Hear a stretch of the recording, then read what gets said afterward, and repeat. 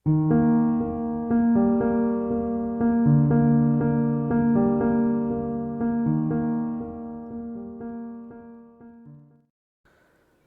दोस्तों, आज शुरू करते हैं। रीट के लिए एक बहुत ही ख़ास टॉपिक है जिसका बहुत दिनों से आपको इंतज़ार था, और दरअसल वो है सीखने के प्रतिफल, लर्निंग आउटकम्स। ये टॉपिक इस बार सिलेबस में हाईलाइट है, इसलिए हो सकता है आपके 2 या 3 जगह इसका प्रभाव पड़े और परीक्षा में 2 या 3 क्वेश्चन इससे आपको मिल जाएं। भगवान करे ऐसा हो। अगर ऐसा हुआ तो मेरा ये वीडियो लास्ट तक देखना, आपका शायद ही कोई सवाल गलत होगा। ठीक है, करें अपन शुरू। ओके, ये एक बात और, मैं अभी दिन में ही वीडियो बना रहा हूँ तो कोई साइड से कोई, ये बहुत सेंसिटिव पकड़ता है कुछ आवाज़ें, है ना, तो कोई कुछ भी एनिमल्स की, बर्ड्स की आवाज़ आ जाए तो आ सकती है। चलिए शुरू करते हैं। चलिए, पहला प्रश्न है, सीखने के प्रतिफल का आधार है। ऑप्शंस देखिए, पहला ऑप्शन है NPE 1986, दूसरा ऑप्शन है RTE 2009, थर्ड ऑप्शन है NAS 2017 और चौथा ऑप्शन है SIQE 2015। तो बोलिए, सीखने के प्रतिफल का आधार क्या है? चलिए, मेरे ख्याल से आप बता नहीं पाएंगे, तो पहले मैं आपको कुछ हिस्टोरिकल बैकग्राउंड बताता हूँ। हर एक लफ्ज, कहते हैं ना, हर शब्द को बहुत ध्यान से सुनना, ये आपके लिए रामबाण रहेगा, बहुत महत्वपूर्ण रहेगा। तो चलिए, तो देखो, मैं आपको बता दूँ, कहानी शुरू होती है एक्चुअली 2015 से।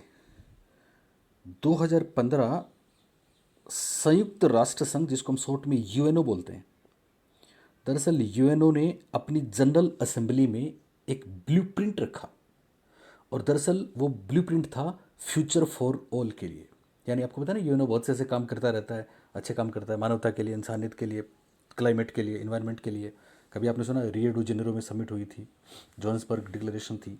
एनीवे, तो यूएनओ ने 2015 में अपनी जनरल असेंबली में एक फ्यूचर फॉर ऑल समिट थी, जिसके तहत एक ब्लूप्रिंट रखा, और उस ब्लूप्रिंट में यूएनओ ने बताया कि हम पूरी धरती पे रहने वालों के लिए कुछ सतत विकास के लक्ष्य निर्धारित करते हैं। किसके लक्ष्य निर्धारित करते हैं? सतत विकास के लक्ष्य निर्धारित करते हैं, जिनको 2030 2030 तक पाना है। और सतत विकास के लक्ष्य, चूंकि सतत विकास को इंग्लिश में बोलते हैं सस्टेनेबल डेवलपमेंट, इसलिए सतत विकास के लक्ष्य के लिए सस्टेनेबल डेवलपमेंट गोल्स शब्द का इस्तेमाल किया गया। SDG के नाम से चीज़ प्रसिद्ध हुई, और उस ब्लूप्रिंट में यूएनओ में कुल मिला के 17 गोल्स रखे गए, जो हम सबकी बेहतरी के लिए थे।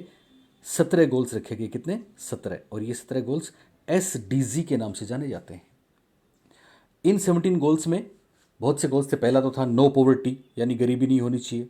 दूसरा था ज़ीरो हंगर, कोई भूखा ना रहे दुनिया में। कब तक? 2030 तक ये गोल अचीव करने हैं, ये लक्ष्य पाना है।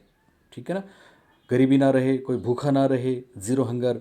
इसी तरह से उन्होंने कुछ लक्ष्य दिए थे जिनमें क्लीन वाटर सबको मिले, ठीक है, जेंडर इक्वलिटी हो, कोई भेदभाव किसी के साथ नहीं हो, ऐसे बहुत से लक्ष्य थे। लेकिन याद रखने वाली बात है, वो जो GDS थे, मतलब ग्लोबल गोल्स भी थे ये, जिनको हम बोल सकते हैं सस्टेनेबल, माफ़ करें, सस्टेनेबल डेवलपमेंट गोल्स, SDG बोल सकते हैं, SDG। उनमें SDG 04 अपने काम का है, और उनमें से SDG sustainable development goal number 4 क्या था पता है आपको? चौथा गोल था सबके लिए 2030 तक क्वालिटी एजुकेशन अवेलेबल करवाई जाए। क्वालिटी एजुकेशन, और क्वालिटी एजुकेशन वो चीज़ है जहाँ से सीखने के प्रतिफल टॉपिक निकलता है। क्वालिटी एजुकेशन आखिर क्या है? क्वालिटी एजुकेशन का मतलब है कि जो शिक्षा बच्चों को दी जा रही है, स्पेशली स्कूल एजुकेशन जो बच्चों को मुहैया कराई जा रही है, वो उनके काम की तो है क्या? या फिर क्या क्या सिर्फ वो फॉर्मेलिटी के रूप में स्कूल जाते हैं और क्लासेस पास करते हैं? क्या वास्तव में उन्होंने कुछ सीखा है क्या? क्या वास्तव में उन्होंने जो सीखा है वो उनके व्यवहार में बदलाव लाने के लिए काफ़ी है?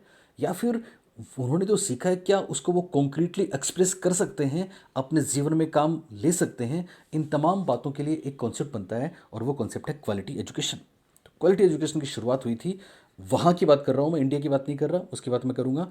तो 2015 में यूएनओ ने एक समिट में अपने सतत विकास के लक्ष्यों में लक्ष्य number 4, goal number 4, quality education या गुणवत्तापूर्ण शिक्षा का माना था, जिसको 2030 तक पूरा करने का एक लक्ष्य रखा गया था। ओके, अब क्या होता है साहब? अब संयुक्त राष्ट्र संघ का एक इदारा है जो इस क्षेत्र में काम करता है, मेरे ख्याल से आप सब जानते हैं, वो है यूनिसेफ। यूनिसेफ यूनिसेफ पूरी दुनिया में इसके लिए फंडिंग भी करता है साहब। भारत में 2015 की बात करें, 16 की बात करें, 17 की बात करें तो MHRD था, अभी ये नहीं है। आपको पता है ना, human resource and development ministry जो थी, मानव संसाधन विकास मंत्रालय, 1985 में बना था। और ये आज के समय नहीं है, आज के समय इसकी जगह पे आ गया है अपना शिक्षा मंत्रालय। पर ये तब की बात है। तो MHRD ने अप्रोच किया साहब यूनिसेफ को और कहा कि साहब अपन क्वालिटी एजुकेशन में मिलके काम करते हैं। यूनिसेफ और MHRD ने मिलके काम किया, और जो काम किया वो क्या था, ये एक महत्वपूर्ण घटना है, आप याद रखेंगे, बहुत ही महत्वपूर्ण। सन 2017, हमको याद रखना है, 2017 इंडिया में MHRD और यूनिसेफ के तत्वावधान में एक बहुत बड़ा सर्वे हुआ। दरअसल सर्वे क्या था, यानी मानव संसाधन विकास मंत्रालय ने, भारत की सरकार ने इस बात पे फोकस किया कि हम पता तो करें कि आखिर हमारे देश के स्कूलों में क्वालिटी एजुकेशन का लेवल क्या है, आखिर गुणवत्तापूर्ण शिक्षा बच्चों को मिल रही है या नहीं मिल रही। तो इसके लिए पहला काम होगा, हम इस बात का सर्वे करें, पता करें। और ये सर्वे दरअसल भारत के इतिहास का सबसे बड़ा सर्वे माना गया, जिसका जिम्मा दिया गया NCERT को। तो सर्वे किसने किया? सर्वे किया NCERT ने। और वो सर्वे जो है वो दरअसल नेशनल अचीवमेंट सर्वे के नाम से प्रसिद्ध है, NAS के नाम से प्रसिद्ध है, जिसकी फुल फॉर्म है नेशनल अचीवमेंट सर्वे, शॉर्ट फॉर्म है NAS, और हिंदी में उसको बोल सकते हैं राष्ट्रीय उपलब्धि सर्वेक्षण। क्या बोलेंगे? राष्ट्रीय उपलब्धि सर्वेक्षण, जो कब हुआ था? 2017 में। किसने किया था? NCERT ने किया था। और ये सर्वे NCERT ने मानव संसाधन विकास मंत्रालय और यूनिसेफ के आदेश पर किया था। ये सर्वे चूंकि स्कूलों में था, स्कूलिंग सिस्टम से संबंधित था, इसलिए इस सर्वे की कुछ खास बातें ध्यान रखेंगे, हो सकता है कोई बात एग्जाम में आ जाए। ये सर्वे किया गया था भारत में सभी राज्यों की, रेंडमली, ध्यान रखेंगे, रेंडमली स्कूलों में, और रेंडमली बच्चों को इसमें सेलेक्ट किया गया था। और करीब 25 लाख बच्चों ने इसमें भाग लिया था। करीब मोर देन 700 डिस्ट्रिक्ट्स इंडिया के इस सर्वे में कवर हो गए थे। और मैं भी मेरे स्कूल में था जब ये सर्वे हो रहा था, मैंने भी मेरे बच्चों को सामने बैठा के वो पेपर दिया था जो NCERT ने पूरे राजस्थान, पूरे इंडिया के लिए एक पेपर बनाया था। उस सर्वे के रिजल्ट भी बहुत शानदार थे, इंटरेस्टिंग थे। पता है क्या रिजल्ट थे? दरअसल वो सर्वे जो था, मैं आपको बता दूं, वो कक्षा 3, कक्षा 5 और कक्षा 8 के लिए था। जब इसके रिजल्ट आए तो पता लगा कक्षा 3 में, दरअसल इसमें राज्यवार रिजल्ट थे, और ये इतना इंपॉर्टेंट था कि राज्यों, स्टेट्स के अलावा डिस्ट्रिक्ट्स की रैंक भी इसमें बताई गई थी कि कौन से जिले ने रैंक ली कौन से स्टेट में, और कौन से स्टेट ने इंडिया में रैंक ली। तो जब रिजल्ट आया तो तीसरी क्लास में, राजस्थान के बच्चे जो सुन रहे हैं उनको जान के खुशी होगी कि तीसरी क्लास में फर्स्ट रैंक आई थी कर्नाटका की। किसकी आई थी? कर्नाटका की। सेकंड रैंक थी आंध्र प्रदेश की, और थर्ड रैंक आई थी अपने राजस्थान की। पांचवी क्लास में राजस्थान की सेकंड रैंक थी, तीसरी क्लास में राजस्थान की थर्ड रैंक थी, पांचवी क्लास में राजस्थान की सेकंड रैंक थी, और आठवीं क्लास में राजस्थान ने पूरे हिंदुस्तान में पहला पायदान हासिल किया था, फर्स्ट रैंक थी। तो राजस्थान की पहली, दूसरी और तीसरी रैंक अलग अलग 3 क्लासेस में आ गई। तो एक तहलका मचा था कि साहब राजस्थान शैक्षिक दृष्टि से एक पिछड़ा राज्य है, तो इसकी रैंक इतनी हाई क्यों आ गई? तो एक कंपटीशन बना और एक अच्छी बात, एक अच्छा मैसेज गया। राजस्थान में डिस्ट्रिक्ट्स की बात करें तो मैं आपको बता दूं, कक्षा 3 में जिस जिले ने, कक्षा 3 में जिस डिस्ट्रिक्ट को पहली रैंक हासिल हुई थी, वो कौन सा था? वो था अपना झुंझुनू, JJN।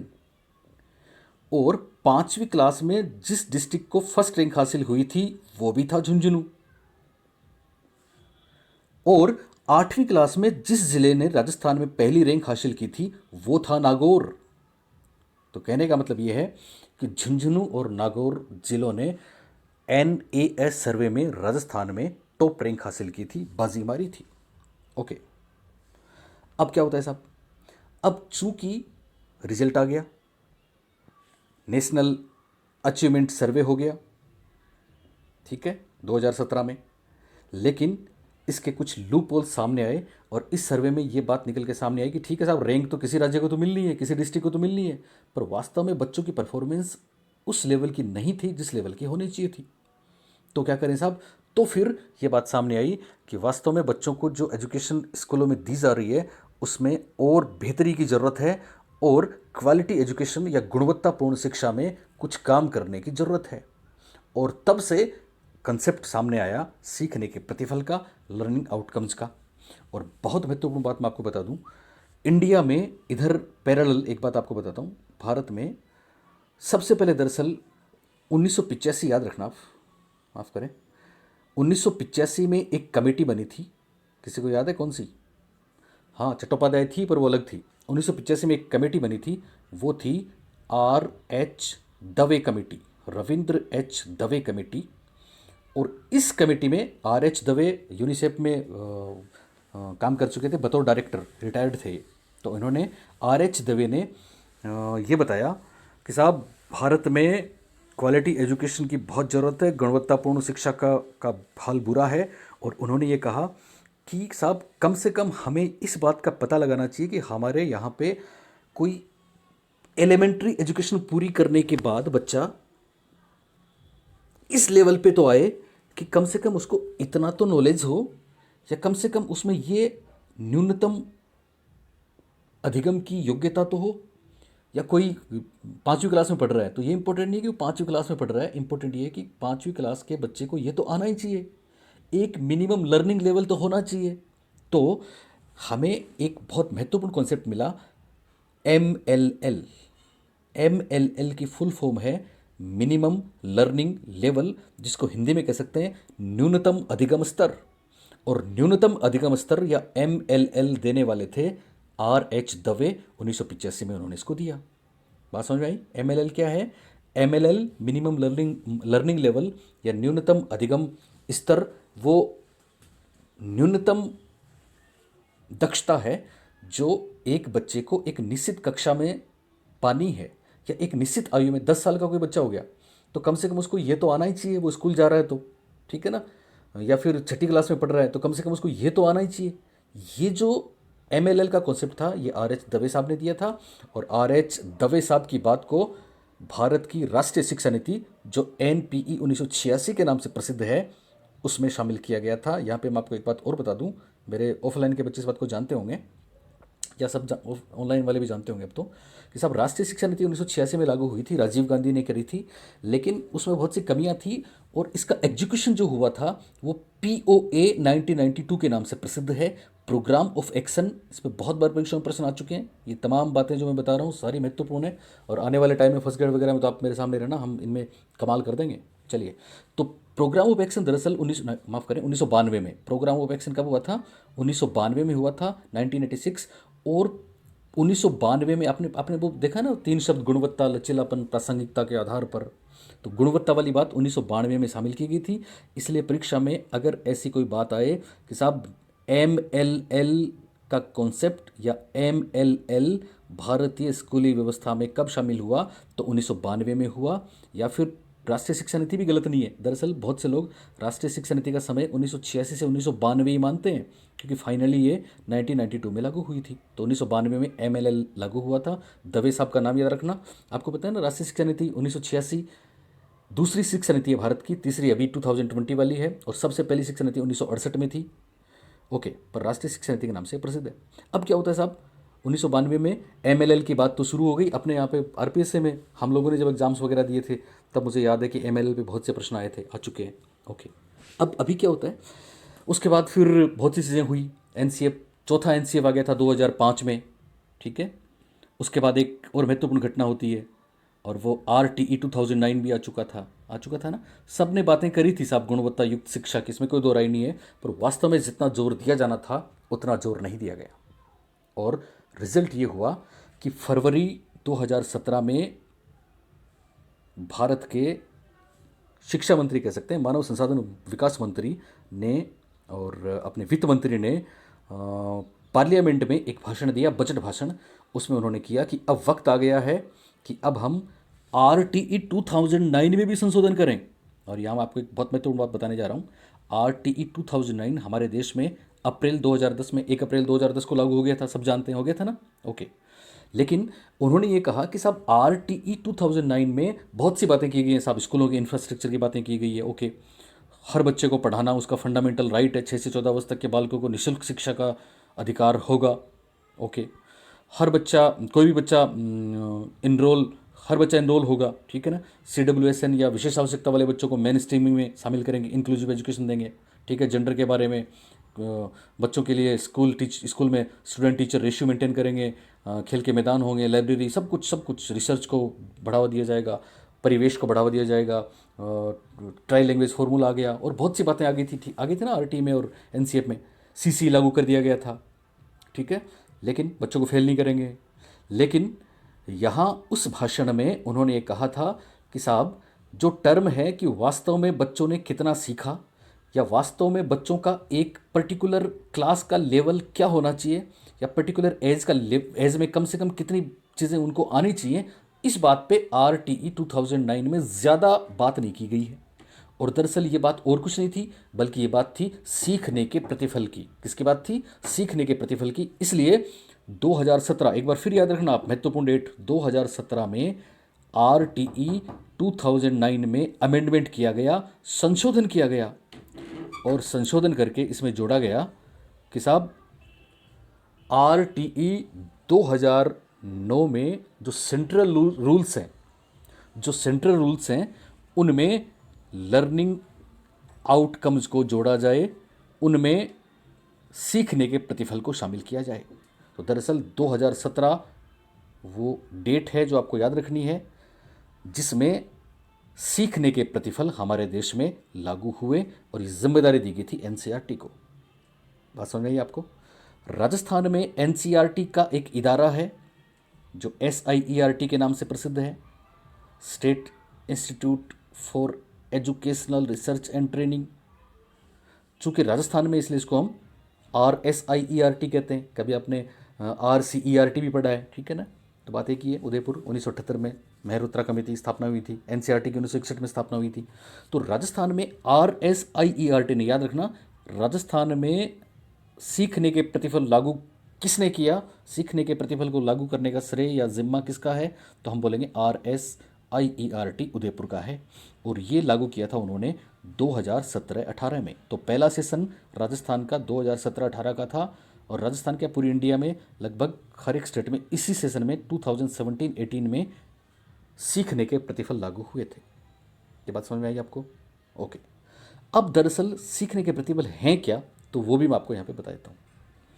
देखो, सीखने के प्रतिफल में कुछ बातें हैं, करीब 6-7 बिंदु हैं जो बहुत ही शॉर्ट में मैं आपको बताऊंगा, सरल तरीके से। उनको आपको ध्यान रखना है, आपका कोई भी सवाल गलत नहीं होगा। क्या क्या खास बातें हैं, बहुत जल्दी से शॉर्ट में समझेंगे हम। पहली बात याद रखेंगे कि सीखने के प्रतिफल दरअसल स्टूडेंट ओरिएंटेड हैं, न कि टीचर ओरिएंटेड। तो पहली बात आप क्या ध्यान रखेंगे, यह छात्र केंद्रित हैं। क्या केंद्रित हैं? छात्र केंद्रित। कैसे वे छात्र केंद्रित? दरअसल अधिगम के प्रतिफल को अगर हम एक सेंटेंस में बोलें तो अधिगम के प्रतिफल का अभिप्राय कक्षा, सत्र या कार्यक्रम के अंत में छात्रों द्वारा अर्जित विशिष्ट ज्ञान अथवा कौशल या फिर एटीट्यूड्स या हाई ऑर्डर थिंकिंग स्किल्स आदि से है। मतलब ये एलोज अधिगम के प्रतिफल इस बात को इंगित करते हैं कि सीखने के अनुभव के बाद, यानी क्लासरूम में जो भी हुआ, स्कूल में जो भी हुआ, उसके बाद सीखने के अनुभव के बाद छात्रों के व्यवहार में कौन से बदलाव आए हैं, इनका पता लगाना है। और खास बात, ये जो व्यवहार उनके ये जो बदलाव उनके व्यवहार में आए हैं, ये कॉन्क्रीटली डेमोन्स्ट्रेट भी होने चाहिए। मतलब ये नहीं कि साहब हमने मान लिया कि आ गए हैं, वो उनको प्रकट भी करे, वो रिफ्लेक्ट भी हो। दरअसल यही अधिगम के प्रतिफल हैं, यही सीखने के प्रतिफल हैं, जो हमें ये बताते हैं कि बच्चों में कितने बदलाव आए, और वो बदलाव कुछ खास प्रोफेशन को, कुछ खास स्किल्स को, कुछ खास नॉलेज को अक्वायर करने के बाद आए हैं। तो ये बात याद रहेगी। या फिर यूँ कह सकते हैं, जो कुछ बालक ने सीखा है उसका निश्चित मापदंड के आधार पर आकलन करना सीखने का प्रतिफल है। यानी जो कुछ बालक ने सीखा है, हम उसका आकलन करें कि क्या क्या सीखा है। पर वो आकलन कैसे करेंगे? कुछ इंडिकेटर्स हैं, कुछ सूचक हैं, अभी हम बात करेंगे उनकी। उनके आधार पर हम अगर उनको असेस करें तो that is learning outcomes, that is सीखने के प्रतिफल। तो पहली बात, सीखने के प्रतिफल क्या है? छात्र केंद्रित है। कभी आपने सुना है शिक्षक केंद्रित क्या होता है? तो याद रखेंगे, एक टर्म आपको यहाँ पे बताने जा रहा हूँ। आपने शैक्षिक उद्देश्य शब्द सुना है, शिक्षण उद्देश्य शब्द सुना है, टीचिंग ऑब्जेक्टिव्स। दरअसल टीचिंग ऑब्जेक्टिव्स जब भी आपने लेसन प्लान बनाया, याद करें, आपने उद्देश्य लिखे थे ना, वो दरअसल आपके शैक्षणिक उद्देश्य थे, शिक्षण उद्देश्य थे, टीचिंग ऑब्जेक्टिव्स थे, जिनका केंद्र था एक अध्यापक। क्योंकि अध्यापक ये एक्सपेक्ट करता है, उम्मीद करता है कि मेरे इस प्रकरण के पूरे होने के बाद मेरे छात्र ऐसा कर सकेंगे। पर जरूरी तो नहीं है जो शिक्षक ने उम्मीद करी वो पूरी हो गई। बोलिए क्या होगी? नहीं। इसलिए टीचिंग ऑब्जेक्टिव्स क्या होंगे? टीचर ओरिएंटेड होंगे, शिक्षक केंद्रित होंगे। उसके बाद दूसरी चीज़ आती है, मैं आपको बता दूं, और वो आती है लर्निंग इंडिकेटर्स। दरअसल लर्निंग इंडिकेटर्स क्या चीज़ है? लर्निंग इंडिकेटर्स वो चेक पॉइंट है जो बताते हैं कि शिक्षक ने जो सोचा है उस दिशा में बच्चा बढ़ तो रहा है क्या। दरअसल चेक पॉइंट क्या होता है? कभी आप, जैसे आप दिल्ली से मुंबई जा रहे हैं, ठीक है, आपने कि मैं कल रात को मुंबई पहुंच जाऊंगा बाई रोड, ठीक है, आप चले। अब वहाँ से बहुत सी रोड जा रही है, ठीक है ना, रास्ते में कोई चेक करे, चेक पॉइंट पे चेक करे कि साहब आप सही राह पे तो चल रहे हैं, कहीं ऐसा तो नहीं आप पठानकोट वाली रोड पे चले गए। तो रास्ते में जो चेक करने वाली बातें वो इंडिकेटर्स कहलाते हैं, वो सूचकांक कहलाते हैं। तो बच्चा सही दिशा में जा रहा है, अपने डिजायर्ड बिहेवियर की तरफ जा रहा है, जो हम सोच रहे हैं उधर जा रहा है, वो चेक पॉइंट्स हैं, ये बीच वाले हैं। और फाइनली बच्चे ने कितना अचीव किया, वो उसके एलोज हैं, वो उसके लर्निंग आउटकम्स हैं, वो उसके सीखने के प्रतिफल हैं। तो एक डायग्राम अगर आप बनाएं तो ध्यान रखेंगे, इस डायग्राम में सबसे बाहर, फिर अंदर, और फिर अंदर, सबसे अंत में होगा सीखने के प्रतिफल, एलोज। बीच में है सीखने के सूचकांक, इंडिकेटर्स, और सबसे ऊपर है टीचिंग ऑब्जेक्टिव्स, सीखने के उद्देश्य या शिक्षण के उद्देश्य। तो इसका मतलब सीखने के प्रतिफल छात्र केंद्रित हैं, और शिक्षण उद्देश्य क्या है? ये शिक्षक केंद्रित हैं। और इंडिकेटर्स, क्या बच्चा सही राह पे जा रहा है, सही दिशा में जा रहा है, इसको इंगित करने वाले सूचक हैं। ओके, तो पहली बात छात्र केंद्रित है। दूसरी बात ध्यान रखें, सीखने के प्रतिफल या फिर लर्निंग ऑब्जेक्टिव आउटकम्स मेजरेबल हैं, ऑब्जर्वेबल हैं, यानी इनको मापा जा सकता है, इनका अवलोकन किया जा सकता है, और ख़ास बात गुणात्मक दृष्टि से भी और मात्रात्मक दृष्टि से भी। बहुत कॉमन सी बात है। एक और बात याद रखना, ये निरंतर चलने वाली प्रक्रिया है, क्योंकि लर्निंग आउटकम्स एक दिन में या एक ही प्रकरण में तो हासिल होंगे नहीं। हालांकि हर प्रकरण की समाप्ति के बाद कुछ प्रोग्रेस होगी, लेकिन ये निरंतर चलने वाली प्रक्रिया है, इसलिए इनको दीर्घकालीन बोलते हैं। ठीक है ना, ये दीर्घकालीन उपकरण है, शॉर्ट टाइम नहीं है, लॉन्ग टर्म है। और ख़ास बात मैं आपको बता दूं यहाँ पे कि इनका संबंध हालांकि छात्र केंद्रित छात्र से है, ठीक है ना, पर छात्र के किसी विशिष्ट ज्ञान, ये बहुत महत्वपूर्ण बात है, छात्र के किसी विशिष्ट ज्ञान अथवा विशिष्ट कौशल, ज्ञान अथवा कौशल के अक्वायर करने से है। विशिष्ट ज्ञान अथवा कौशल जो बच्चा ज्ञात करता है उससे इनका संबंध है। एक और बहुत महत्वपूर्ण बात मैं आपको यहाँ पे बताने जा रहा हूँ, उसके बाद अपन क्वेश्चंस भी लेंगे, ठीक है ना, आप एकदम से करोगे झटके में। एक, ये जो आपके सीखने के प्रतिफल हैं, इनका संबंध क्या किसी कक्षा से है या छात्र की आयु से है? तो जवाब आएगा, ये सीखने के प्रतिफल आयु के अनुसार भी होंगे, कक्षा के अनुसार भी होंगे, और विषय के अनुसार भी होंगे। ये बहुत महत्वपूर्ण बात है जो आपको समझनी है। यानी हम 8 साल का बच्चा है तो हर 8 साल के उस बालक से ये उम्मीद करेंगे कि कम से कम उसको इतनी चीज़ें तो आनी चाहिए। हर 5वीं के बच्चे से उम्मीद करेंगे या तीसरी के बच्चे से उम्मीद करेंगे कि उसको इतनी चीज़ तो आनी चाहिए। और हर विषय पढ़ने वाले बच्चे से उम्मीद करेंगे कि अगर आप सामाजिक अध्ययन पढ़ रहे हैं, अगर आप गणित पढ़ रहे हैं छठी में, तो आपको जोड़ बाकी तो आना ही चाहिए। बात समझ में आ रही है? तो ये आयु के अनुसार भी हैं, कक्षा के अनुसार भी हैं और विषय के अनुसार भी हैं। क्लियर हुई ये बात? ऐसे ही एक और बात यहाँ पे आएगी, स्पाइरल। याद रखना, स्पाइरल हो सकता है इस पर जरूर प्रश्न आए। स्पाइरल के बारे में हम बहुत बार बहुत जगह बात कर चुके हैं। यानी लर्निंग ऑब्जेक्टिव्स आर स्पाइरल, यानी सीखने के प्रतिफल रेखीय नहीं है, बल्कि क्या है, वर्तुलाकार हैं, सर्पिलाकार हैं। इसका मतलब क्या हुआ? इसका मतलब यह कि चूंकि एक ही साथ एक झटके में अर्जित नहीं होते हैं ना, इसलिए हम जैसे बच्चे को पढ़ना सिखा रहे हैं, दूसरी तीसरी क्लास में थोड़ा उसने पढ़ा, ठीक है, फिर उसके बाद आगे हम गए, वापस भाषा की चीज़ आई, तो फिर हम लौट के आएंगे उस बात पे, फिर आगे जाएंगे, फिर लौट के आएंगे, फिर आगे जाएंगे, फिर लौट के आएंगे। इसका मतलब ये मास्टरी ओरिएंटेशन की तरफ बढ़ रहे हैं हम, उसको हम वापस आके सिखा रहे हैं, वापस घूम घूम के सिखा रहे हैं। That is spiral. तो याद रखना, ये लीनियर नहीं है, लाइनर नहीं है, बल्कि स्पाइरल है, वर्तुलाकार है। एक और बात आपको जो याद रखनी है वो ये याद रखनी है कि साहब ये सीखने के प्रतिफल जो हैं वो टीचिंग लर्निंग प्रोसेस का एक हिस्सा है। सीखने के प्रतिफल टीचिंग लर्निंग प्रोसेस का एक हिस्सा है, इसलिए प्रक्रियात्मक है। एक और बहुत महत्वपूर्ण बात याद रखनी है कि साहब इन लोगों ने इस बात पे भी फोकस किया कि साहब सब बच्चे एक जैसे नहीं होते, है ना, क्योंकि उन्होंने तो सबका एक साथ कर दिया ना। 8वीं के बच्चे को ये आना चाहिए, छठी में जो बच्चा उसको ये आना चाहिए, 12 साल के बच्चे को ये चीज़ आनी चाहिए। पर हर 12 साल का बच्चा एक जैसा तो नहीं होता, उनके संज्ञानात्मक लेवल या उनकी कोग्निटिव स्ट्रेटजीज डिफरेंट होती है ना।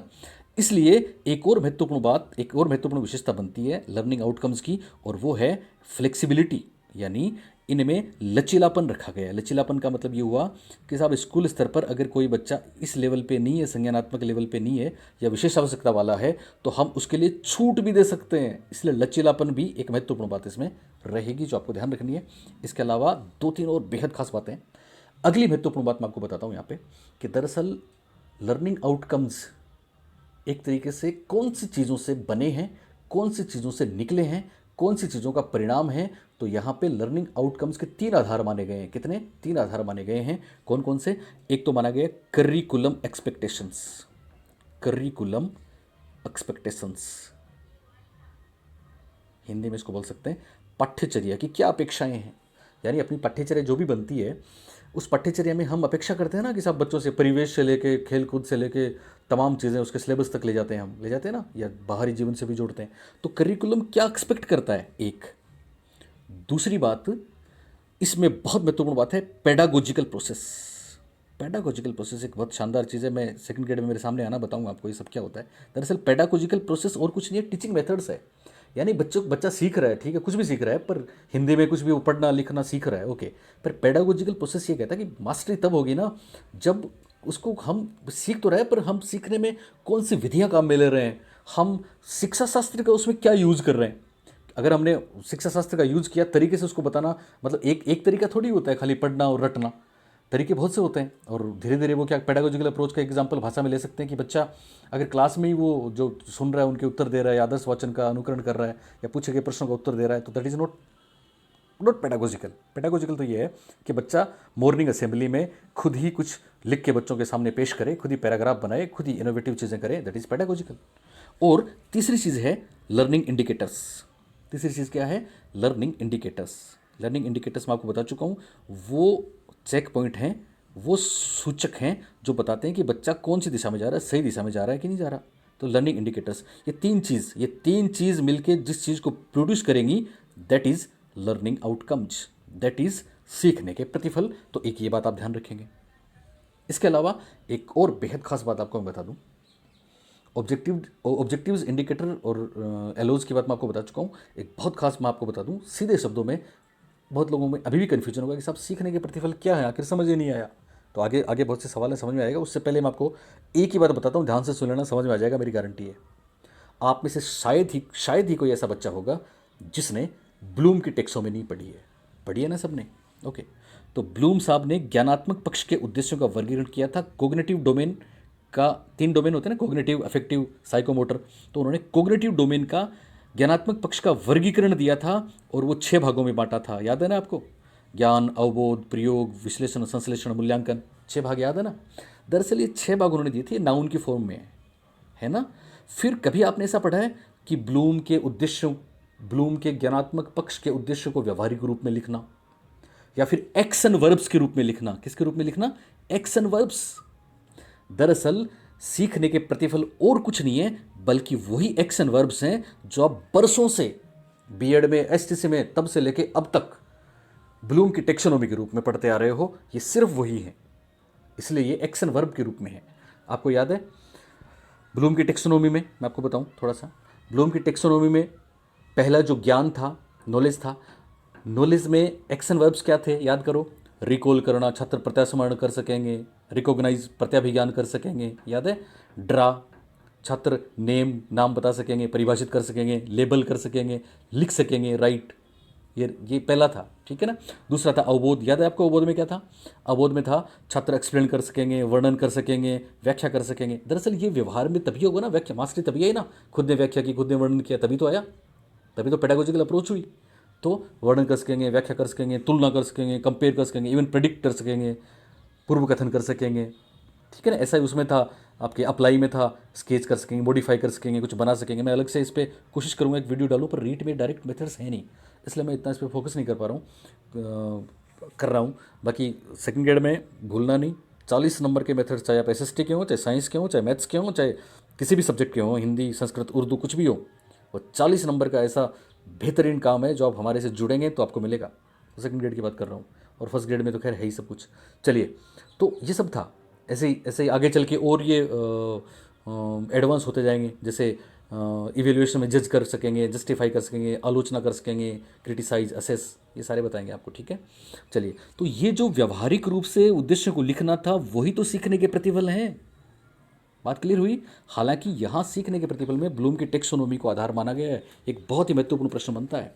लेकिन ब्लूम की रिवाइज्ड टेक्सोनोमी को आधार माना गया है, जो एंडरसन साहब ने दी थी। और एंडरसन साहब की आपको बात याद है? अब यहीं पे बताता हूँ, फिर वापस सवालों में बताने की जरूरत नहीं पड़ेगी। एंडरसन ने ब्लूम की टेक्सोनोमी को रिवाइज किया था। किसने किया था? एंडरसन ने। ओके, और एंडरसन ने ये रिवीजन दिया था 2001 में। कब दिया था? 2001 में। और ब्लूम ने 6 स्टेप बताए थे, तो इन्होंने भी 6 स्टेप बताए हैं। लेकिन फ़र्क क्या है? ब्लूम ने बताए थे नाउन फॉर्म में, और इन्होंने किस फॉर्म में बताए हैं? वर्ब फॉर्म में। एंडरसन ने वर्ब फॉर्म में बताए हैं, इसलिए एक्शन वर्ब वाली बात सीखने के प्रतिफल में लागू होती है। कौन से वो 6 स्टेप थे, मैं आपको एक बार बताता हूँ। दरअसल इन्होंने जो 6 स्टेप बताए थे, पहला 1 नंबर पर इन्होंने बताया था रिमेंबर यानी याद करना। दूसरा बताया था उन्होंने 2 नंबर पे अंडरस्टैंड वर्ब है, ठीक है ना, अंडरस्टैंड वर्ब है, ठीक है, अंडरस्टैंड यानी समझना। तीसरा इन्होंने बताया था अप्लाई यानी प्रयोग करना, वर्ब है कि नहीं है। चौथा उन्होंने बताया था एनालिसिस, इन्होंने बताया एनालाइज, विश्लेषण करना। और यहाँ पे एक बात ध्यान रखेंगे, उन्होंने 5वां बताया था संश्लेषण, सिंथेसिस।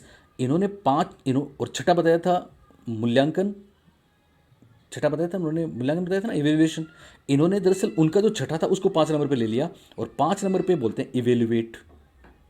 5 नंबर पे इवेल्युएट, और 6 नंबर पे उन्होंने उनके 5वें को लिया है, और वो 6 नंबर था उनका था सिंथेसिस। और आपको याद है ना, सिंथेसिस कुछ नया, अलग अलग समग्र, अलग अलग चीज़ें मिला के एक नवीन समग्र बनाना, क्या होता है? सृजन होता है, ठीक है। तो वहाँ सिंथेसिस में सृजन बहुत महत्वपूर्ण चीज़ है, और यहाँ सिंथेसिस की जगह इन्होंने शब्द काम में लिया क्रिएट, सृजन करना। तो ये 6 स्टेप्स बताए हैं एंडरसन ने ब्लूम की टेक्सोनोमी का रिवीजन 2001 में। पहला रिमेंबर, याद करना। दूसरा अंडरस्टैंड, समझना। तीसरा अप्लाई, प्रयोग करना। चौथा एनालाइज, विश्लेषण करना। 5वां इवेल्युएट, मूल्यांकन करना। और छठा क्रिएट, सृजन करना। किसने बताया? एंडरसन ने।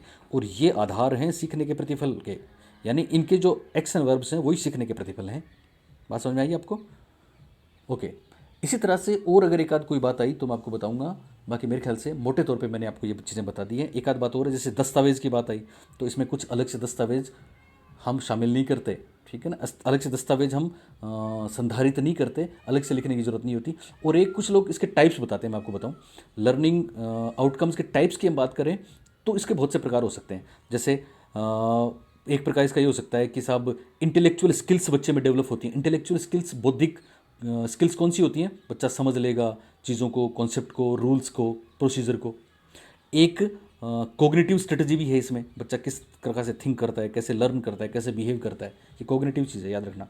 बिहेव, आपको पता है ना, बिहेव वो रिस्पॉन्स है जो इंटरनल स्टेट है व्यक्ति की, कि कैसे कोई किसी परिस्थिति या किसी व्यक्ति के प्रति कैसे वो अपने अंदर से चीज़ों को लेता है और कैसे बिहेव करता है। ऐसे वर्बल इन्फॉर्मेशन भी एक इसका प्रकार हो सकता है, ठीक है। ऐसे ही मोटर स्किल भी एक प्रकार हो सकता है, ऐसे एटीट्यूड बिहेवियर भी एक प्रकार हो सकता है, ठीक है ना। तो ये इसके बहुत से टाइप्स हो सकते हैं, लेकिन एक टाइप जो अलग सा है, जो परीक्षा में पूछा जाता है, इस पर मैंने एक सवाल भी लिया है यहाँ पे, वो भी आपको समझ लेना है। वो दरअसल क्या है, जैसे अभी हमने आपको एक सर्कल बताया था, वैसे एक सर्कल आपको बताता हूँ। दरअसल लर्निंग आउटकम्स को कुछ लोग इसके 3 परत बताते हैं। कितनी परत बताते हैं? 3 परत बताते हैं। सबसे पहली परत जो है वो क्लास में होती है, उसको उन्होंने बोला सब आउटकम्स। सब आउटकम्स बोला कि क्लास में जो बच्चा सीखता है ना, वो सब आउटकम्स है, ठीक है। और एक ओवरऑल होता है, ओवरऑल जो होता है उसको बोला फोकल आउटकम्स। फोकल, ध्यान देंगे, एक है सब आउटकम्स, एक फोकल आउटकम्स। फोकल आउटकम्स बहुत व्यापक होता है, जैसे अब भाषा का ज्ञान देना, ये फोकल आउटकम्स है, जिस एक तरीके से सामान्य उद्देश्य है, ठीक है ना, तो उसको फोकल बोलते हैं। और क्लास में जो एक्शन वर्ब कर रहा है वो प्राप्य उद्देश्य है ना, जिनको पालेगा परिभाषा दे देगा साहब, तुलना कर देगा साहब।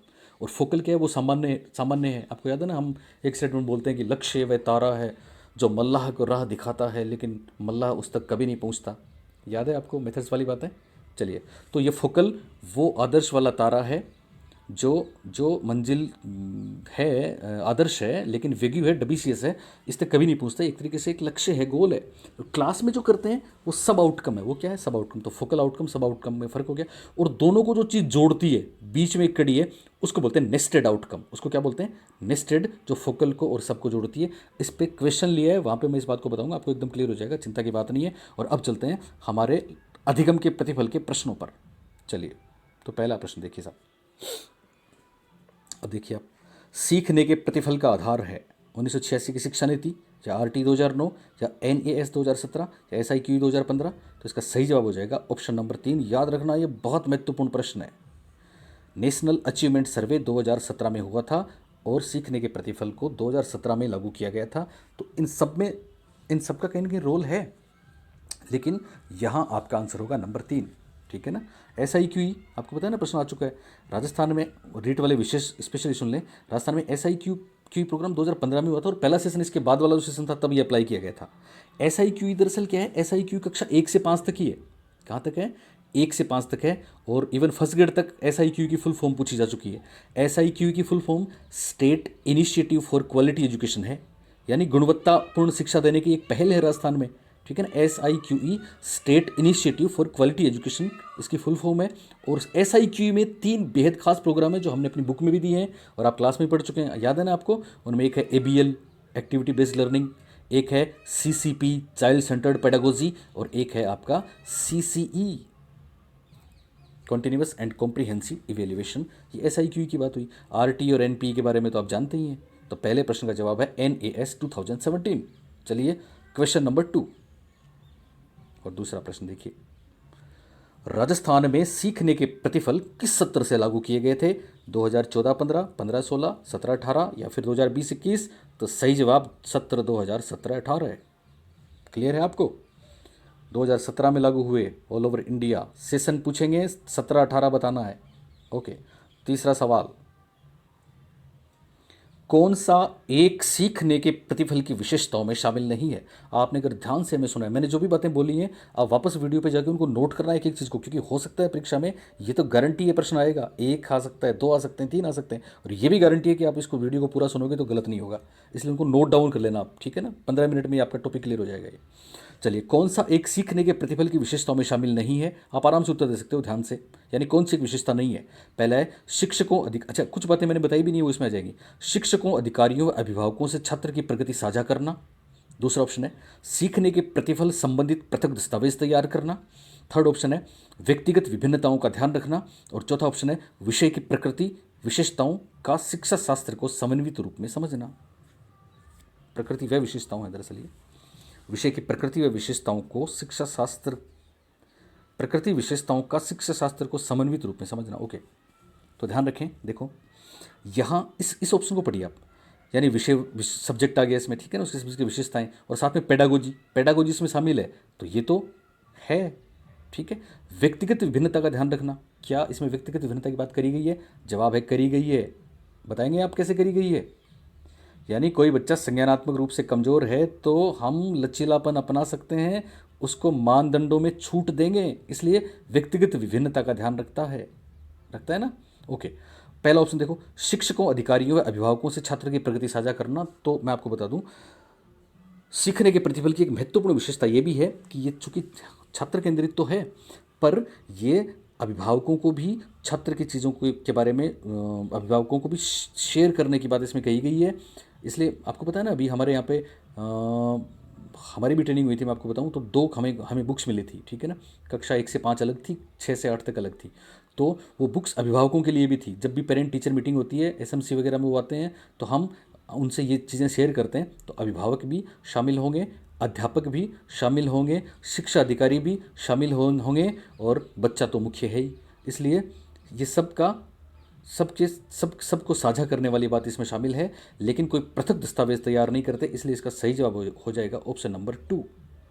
सीखने के प्रतिफल संबंधित पृथक दस्तावेज तैयार करना इसकी विशेषता नहीं है। सब लोग शामिल है, ये विशेषता है। व्यक्तिगत विभिन्नता को ध्यान रखेंगे क्योंकि संज्ञानात्मक लचीलेपन की बात करेंगे, और शिक्षा शास्त्र पेडागोजी तो इसमें मेन है। इसलिए तीनों बातें हैं, केवल 2 नंबर नहीं है। अब चलते हैं क्वेश्चन नंबर 4, चौथा प्रश्न देखिए। सीखने के प्रतिफल की आवश्यकता के संदर्भ में गलत कथन छांटिए। इनको सबको लिखना है आपको, ठीक है ना। सीखने के प्रतिफल की आवश्यकताओं के संदर्भ में गलत कथन छांटिए। पहला ऑप्शन है, छात्र का आयुनुरूप अपेक्षित स्तर कौशल। देखो कितनी आसानी से आप जवाब दे पा रहे हैं। दूसरा है, राष्ट्रीय स्तर पर शैक्षिक आकांक्षाओं की पूर्ति। तीसरा है, छात्रों को सीखने की रेखीय प्रक्रिया के अनुसार तैयार करना। और चौथा है, राज्यों को राष्ट्रीय स्तर पर उच्च पायदान पर ले जाना। तो देखो मैं आपको बता दूं, इसका सही जवाब होगा ऑप्शन नंबर 3। छात्रों को सीखने की रेखीय प्रक्रिया के अनुसार तैयार नहीं करते साहब, बल्कि वर्तुलाकार स्पाइरल रूप में तैयार करते हैं। तो ये लीनियर बात नहीं है, ये क्या है, स्पाइरल है। और स्पाइरल क्या होता है, मजबूत करेंगे, पक्का करेंगे, बार बार घूम के पुरानी चीज़ों पे फिर आएंगे हम। ये नहीं कि साहब हमने उसका समेटिव असेसमेंट कर लिया तो उसके बाद वापस नहीं आएंगे, वापस आएंगे, और वैसे भी अगली क्लास में वापस उन्हीं टॉपिक्स पे तो हम आते हैं। तो स्पाइरल है। छात्र का आयु के अनुरूप अपेक्षित स्तर कौशल, बिल्कुल देखते हैं साहब, आयु के अनुसार भी देखते हैं, कक्षा के अनुसार भी देखते हैं, विषय के अनुरूप भी देखते हैं। राष्ट्रीय स्तर पर शैक्षिक आकांक्षाओं की पूर्ति, आपको याद है किसी भी स्कूल का, अब मैं आपको फिर बता दूं, NAS सर्वे, ठीक है ना। इसके अलावा भी अभी जो सर्वे हो रहे हैं, हर एक सर्वे में किसी भी स्कूल का जो उसको रैंकिंग दी जाती है ना स्कूल को, पता है उसमें सीखने के प्रतिफल, अधिगम के प्रतिफल, लर्निंग आउटकम्स एक महत्वपूर्ण फैक्टर है। इसका मतलब सीखने के प्रतिफल राष्ट्रीय स्तर पर शैक्षिक आकांक्षाओं की पूर्ति में शामिल होते हैं, क्योंकि सर्वे में इनको बहुत बड़ा स्थान दिया जाता है। और राज्यों को राष्ट्रीय स्तर पर उच्च पायदान पर ले जाना, तो कंपटीशन हुआ ना साहब, राजस्थान ने 1 2 3 रैंक हासिल की, आंध्रा ने, कर्नाटका ने रैंक हासिल की, चंडीगढ़ ने भी अच्छी रैंक हासिल की, तो बहुत से दूसरे राज्य भी हैं, तो वो भी कोशिश कर रहे हैं। जैसे अभी हम सब लोग हरियाणा से एक तरह से ईर्ष्या कर रहे हैं कि साहब जितने मेडल लेके आते हैं हरियाणा वाले लेके आते हैं, तो अभी हर राज्य में इसको वो दिया जा रहा है कि साहब हम भी स्पोर्ट्स को बढ़ावा दें। तो ये भी कंपटीशन, स्वस्थ प्रतिस्पर्धा का माहौल है जो देश के लिए बेहतर है। ओके, तो इसका सही जवाब हो गया ऑप्शन नंबर 3। चलिए नेक्स्ट क्वेश्चन। पांचवें नंबर का प्रश्न है, सीखने के प्रतिफल का कौन सा सीखने के प्रतिफल की कौन सा विकल्प समुचित व्याख्या नहीं करता। ये देखो हाथ से लिखने में मेरा ये मोबाइल से सब करने में ऐसा हो जाता है, पर ये फर्क नहीं पड़ेगा, इश्यू नहीं करेगा, है ना। आप अपने को तो महान लक्ष्य की तरफ ध्यान रखना है। सीखने के प्रतिफल की का कौन सा विकल्प, यानी सीखने के प्रतिफल की निम्न में से कौन सा विकल्प समुचित व्याख्या नहीं करता है, यानी एक गलत है, 3 सही है। पहला, ये विशिष्ट, वास्तविक व सुपरिभाषित हैं। बोलिए हैं, बिल्कुल हैं, यानी प्राप्य उद्देश्य की तरह हैं। ये व्यवहारात्मक रूप में लिखी गई वो एक्शन वर्ब्स हैं, इसलिए ये विशिष्ट भी हैं, वास्तविक भी हैं, सुपरिभाषित भी हैं, ठीक है ना। अगर लक्ष्य होते तो फिर ये सुपरिभाषित नहीं होते, संदिग्ध होते, विशिष्ट नहीं होते, सामान्य होते, ठीक है ना। जैसे कोई भी एग्जाम्पल लें आप, जैसे एक आदर्श नागरिक का निर्माण करना या भाषा का ज्ञान देना, तो संपूर्ण रूप से आदर्श नागरिक का निर्माण बहुत मुश्किल है, ठीक है ना, कभी नहीं होता। वो तारा है जिस तक मल्ला कभी नहीं पहुंचता। लेकिन हम संसद के बारे में दोनों शब्दों की तुलना तो करवा ही सकते हैं, ये तो बच्चे में आ ही जाएगा। इसका मतलब ये विशिष्ट है, कार्यपरक भी हैं, सुपरिभाषित भी हैं, वास्तविक भी हैं, गेटेबल हैं, क्लासरूम में पूरे हो जाते हैं। ओके। ये मात्रात्मक व गुणात्मक रूप से मापनीय है, बिल्कुल मापनीय है साहब, दोनों तरह से।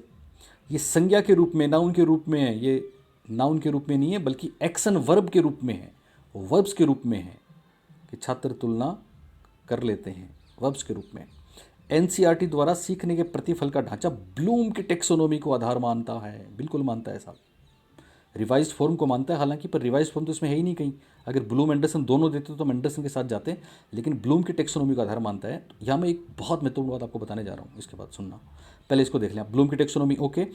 तीसरा आंसर इसमें राइट है। तीसरा व्याख्या नहीं करता, क्योंकि सीखने के प्रतिफल नाउन के रूप में नहीं है बल्कि किसके रूप में, वर्ब के रूप में। अब आप मेरे को ये कमेंट मत करना कि सर एक तरफ तो आप कह रहे हैं ब्लूम की टेक्सोनोमी और एक तरफ इस ऑप्शन को सही मान रहे हैं। बिल्कुल ब्लूम की टेक्सोनोमी नाउन दिया है, लेकिन यहाँ इस प्रश्न का आंसर नाउन होगा क्योंकि एक्शन वर्ब के रूप में लिखा गया है। और एंडरसन होता तो हम एंडरसन के साथ जाते, लेकिन एंडरसन है ही नहीं, इसलिए ये भी राइट मानेंगे। बेस्ट ऑप्शन नंबर 3 है। एक बहुत महत्वपूर्ण बात बताने जा रहा हूँ, सुनना।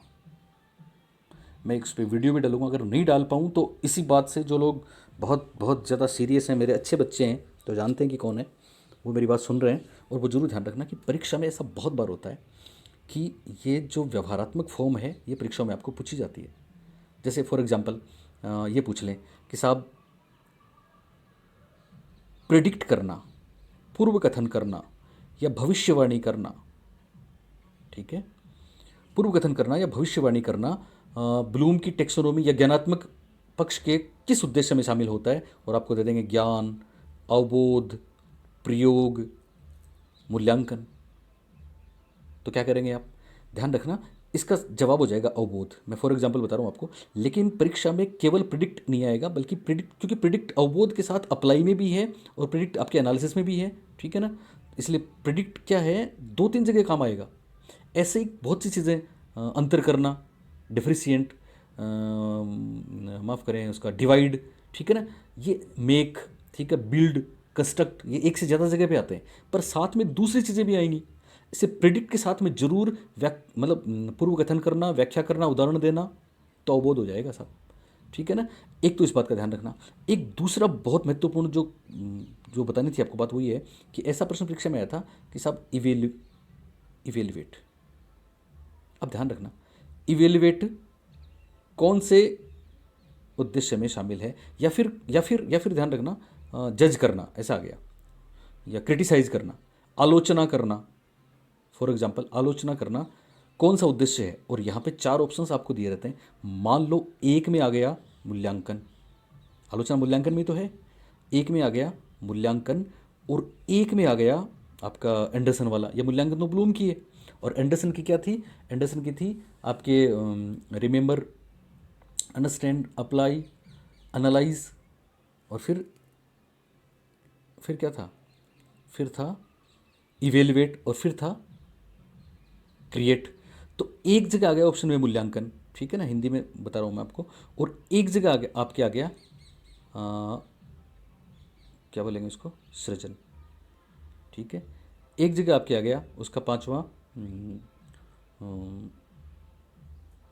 सृजन, तो सिंथेसाइज हो ही गया आपका, ठीक है।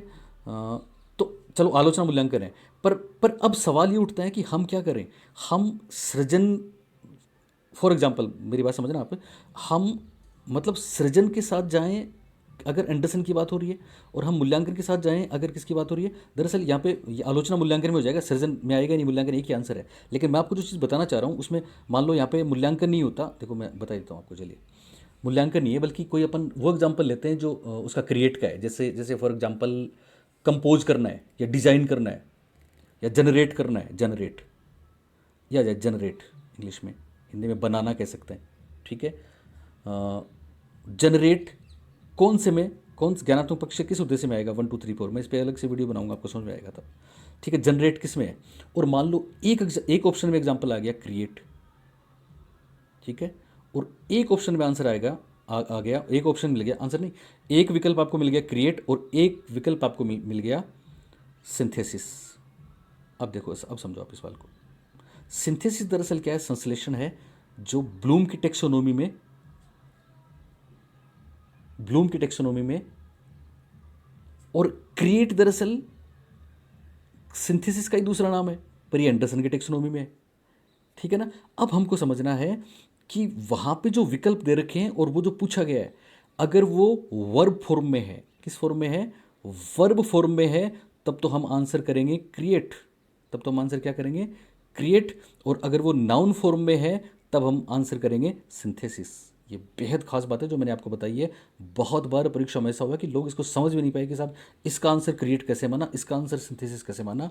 इसके पीछे केवल और केवल यही रीज़न है कि आप में इतना कॉमन सेंस होना चाहिए कि सामने वाला वर्ब फॉर्म की बात कर रहा है कि नाउन फॉर्म की बात कर रहा है। वर्ब फॉर्म की बात कर रहा है तो एंडरसन, और नाउन फॉर्म की बात कर रहे हैं तो BS ब्लूम। ओके, चलिए, तो बात समझ में आई आपको। एक महत्वपूर्ण बात हमने आपको एक्स्ट्रा बताई बोनस के रूप में। यहाँ पे देखिए, सीखने के प्रतिफल का कौन सा विकल्प व्याख्या नहीं करता, तीसरा नहीं करता, संज्ञा के रूप में नहीं है, नाउन के रूप में नहीं है, बल्कि ये तो एक्शन वर्ब के रूप में है। चलिए क्वेश्चन नंबर 6, छठा प्रश्न देखिए, सीखने के प्रतिफल का संबंध कौन सी कक्षा के छात्रों से, कक्षा 1 से 5 या 1 से 12 या 1 से 8 या 1 से 10। तो भारत में स्कूलिंग के लिए 1 से 8, हालांकि NSA बाद में 2018 में 10वीं कक्षा के लिए भी हुआ था, पर उसमें अभी सीखने के प्रतिफल नहीं है। सीखने के प्रतिफल 1 से 8 तक लागू हैं। कहाँ तक लागू हैं, 1 से 8 तक, राजस्थान की बात कर रहे हैं हम। ओके, नंबर 7, कौन से लर्निंग आउटकम का दायरा सबसे व्यापक है, और ये वो बात आ गई जो मैं आपको अभी बता रहा था, ठीक है ना। सबसे अंदर सीखने के आपके वो सब, बीच में दोनों को जोड़ने वाला नेस्टेड, और तीसरा सबसे व्यापक फोकल। तो कौन से लर्निंग आउटकम का दायरा सबसे व्यापक है, तो सबसे व्यापक आ जाएगा फोकल लर्निंग आउटकम। क्या आ जाएगा, focal learning outcome. Focal learning outcome क्या होते हैं, ये कहते हैं जैसे कोई भी एग्जांपल, आपको बच्चों को भाषा का ज्ञान देना, ये सामान्य लक्ष्यों की तरह है, ये गोल्स के समान है, गोल्स के समान, ठीक है ना। मनोविज्ञान का ज्ञान देना, ठीक है ना, गणित का ज्ञान कराना, जो कि कक्ष में हासिल नहीं होते, ये बहुत मुश्किल होते हैं हासिल होने, इनको मापना भी संभव नहीं है। ये एक तरीके से लक्ष्य है, आदर्श है, ठीक है ना। और सब लर्निंग वो हैं जिनको हम कक्षा में प्राप्य उद्देश्य, ये प्राप्य उद्देश्य का दूसरा नाम है, इनको कक्षा में पा लेते हैं। और दोनों को जोड़ने वाली कड़ी है नेस्टेड लर्निंग आउटकम। क्या है, दोनों को जोड़ने वाली कड़ी, बीच वाली नेस्टेड आउटकम है, ऊपर वाली फोकल है, और सबसे अंदर वाली सब है। सबसे छोटा है सब जो प्राप्त हो जाता है, और सबसे ऊपर है आपका फोकल जो प्राप्त नहीं होता पूर्ण रूपेण, और दोनों को जोड़ने वाला नेस्टेड है, तो इसका जवाब हो गया फोकल। और वहाँ पे आप याद रखना, सबसे ऊपर तो थे ऑब्जेक्टिव्स, और 2 नंबर पे थे इंडिकेटर्स, और सबसे अंत में थे लर्निंग आउटकम्स। यानी ऑब्जेक्टिव्स हमने तय किए कि बच्चों में ये सब चीज़ें आ जाएंगी, पर सारी आगे आए जरूरी तो थोड़ी है, तो जो चीज़ें नहीं आई वो यहाँ पे रह गई। और फिर इंडिकेटर्स, जिस दिशा में वो चल रहे हैं, जिस रोड पे सही रोड पे जा रहे हैं, तो उस रोड से पहले आधी चीज़ें छूट गई हैं, अब उस रोड पे जा रहे हैं तो बहुत सी चीज़ें वो ले रहे हैं, they are practising for a deserve behaviour, तो उसकी उस दिशा में जा रहे हैं, फॉरवर्डिंग। लेकिन फिर भी ये जो जा रहे हैं वो सारी चीज़ें नहीं आ जाएंगी, कुछ और रास्ते में छूट छूट जाएंगी, और लास्ट में जो मिलेंगे ना वो सेंटर में है, वो लर्निंग आउटकम्स हैं जो उनको लास्ट में मिलेंगे।